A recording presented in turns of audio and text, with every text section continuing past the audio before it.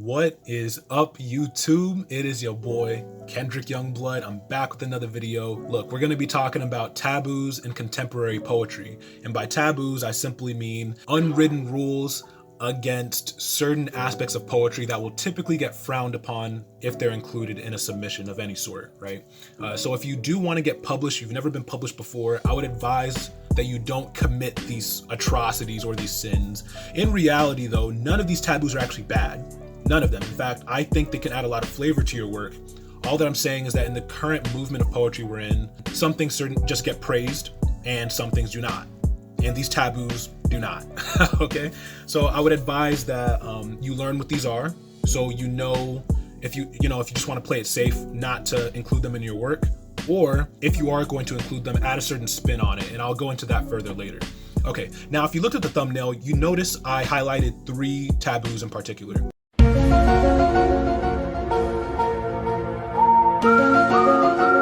Romance, rhyme, center a line. I'm gonna get into these at the end of the video because I wrote a poem that involves all 3 of these taboos. In fact, it's literally called Taboo, and I go into how modern poetry demonizes these traits of a poem and how they shouldn't be demonized necessarily if used effectively. All right, so wait till the end of the video. I'll spit that poem. Hopefully that'll shed light on the 3 biggest taboos I tend to notice.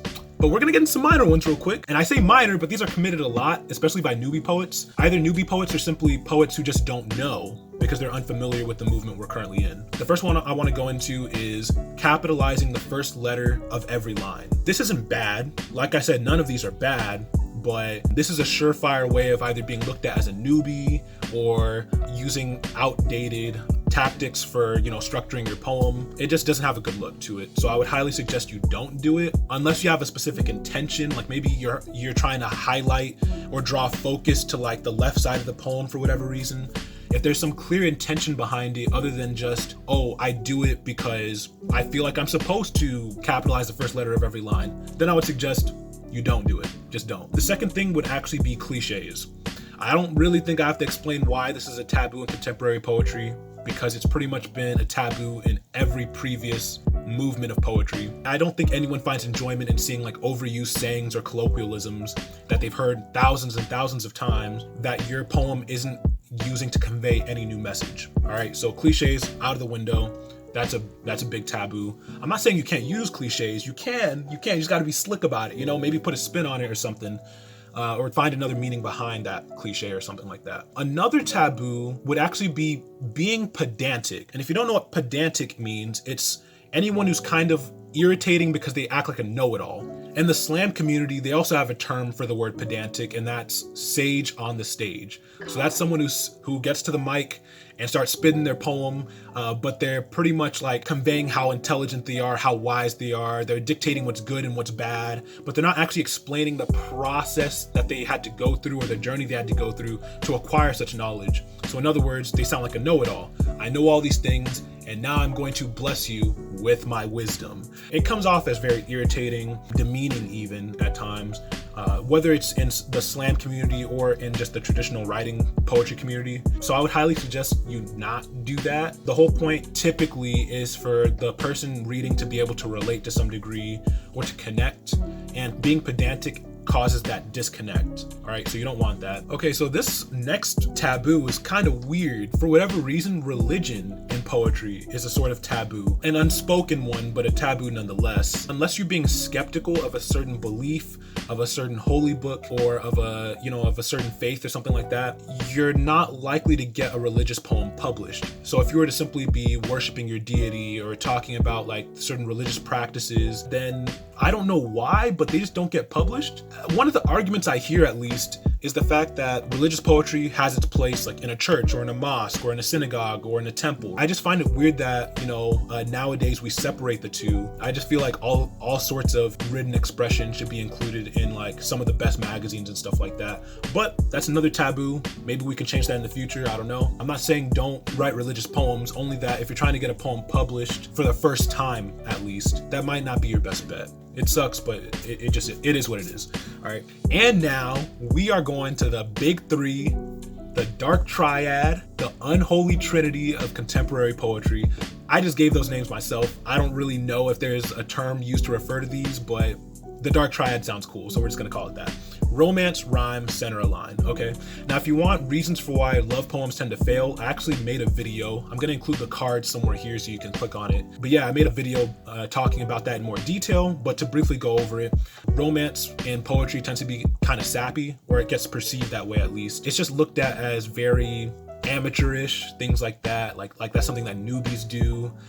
It's not something that gets praised very often in contemporary poetry. One of the reasons I hear for why rhyme is deemed like is looked down upon or frowned upon is because so many previous eras of poetry overdid it, I guess. So what they're saying is there's no way further we can go in innovating through rhyme because it's already been explored to its limit. And though I understand that argument to a degree, it also doesn't make sense. I'm saying this specifically because I'm not only a poetry enthusiast, I also enjoy rap, okay? And if you look at hip hop, they're coming up with crazy, new, innovative ways to improve the sound of their music through rhyme. I mean, like, they're taking multisyllabic rhyming to the next level, so they're not just rhyming bat with cat. There's so many things you can still do with rhyme. We have not reached the limit of what we can do, but for whatever reason, that's one argument I hear.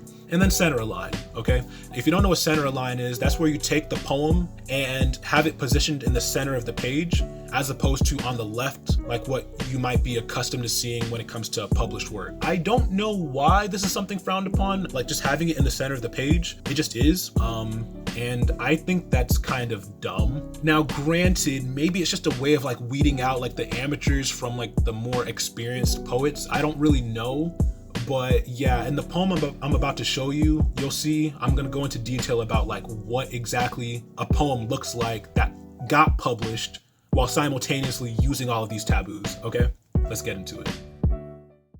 Okay, so now that we've addressed the various taboos that exist within modern or contemporary poetry, I'm actually going to show you a poem of mine called Taboo that was actually published using the Dark Triad, the three worst or most commonly committed atrocities, so to speak, in modern poetry, and it still got published anyway. You're going to see me address those three taboos, and then at the very end, I actually commit them. Okay, so let's get into it.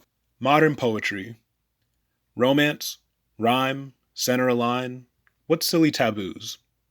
Though cliches persist, the Romeos, Juliets, roses, violets, unmapped labyrinths exist within the L word, a poet's to find.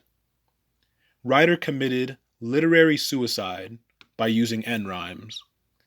Fellow creatives called her unprofessional, cheesy, Dr. Seuss, as if Dr. Seuss were any less a poet than Billy Collins. Consider poems on attaining inner peace. Such poems best reflect their content when constructed middle to the page. Employed with finesse, romance, rhyme, center align can shape great writing. Unbound by taboos, my hand now writes I love you whenever I choose. Okay, so you might be asking yourself if these are the Dark Triad, romance, rhyme, center align, if that's just a surefire way of like making editors assume that your work is trash, how were you able to get it published? All right, well, for starters, I actually start discourse on like whether that should be valid, whether these things really should be taboo. I addressed that from the get-go. In addition, the format of this poem, I don't know if y'all noticed, but if you look at the syllable count for each stanza is a haiku. 5 syllables, 7 syllables, 5 syllables, and then so on and so forth. So yeah, I think there's a total of 10 haikus in here, but it all conveys one singular message. That also added some flavor to it, because like I said earlier, you don't like, I'm not saying you can't do these taboos, but if you are, you have to spice it up a bit. You got to do something different, something that they haven't seen before. One of the big reasons why these things are frowned upon is because they're overdone. And then I even address, the cliches that I was talking about earlier. I know cliches aren't part of the Dark Triad or Unholy Trinity that I brought up, but they are still a taboo that I addressed earlier. And I say, yeah, romance poems are known for having a lot of cliches like this, but unmapped labyrinths exist within the L word. Notice here, I was even afraid to use the word love. Like, I was afraid to use it because of how quickly people are to shut down a poem if it has anything that resembles sappiness, all right? I didn't actually end up breaking the rules until the very end of the poem. Not only do I center align the stanza, I also have it rhyme, and I address the concept of love. So yeah, that's pretty much everything. I hope you enjoyed. And yeah, I'll be back with another video. So don't forget to like and subscribe and comment. All right. Deuces.